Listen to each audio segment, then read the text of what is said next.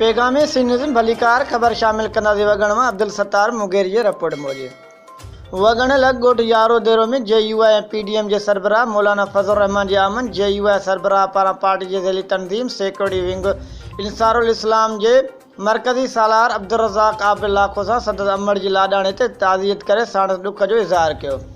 मौलाना रहमान जी आमद वक़्तु सेक्योरिटी जा इंतज़ाम इंतिहाई सख़्त कया विया हुआ। मुख़्तलिफ़ रोड रस्तनि ते पुलिस जी वॾी नफ़री मुक़ररु कई वई हुई।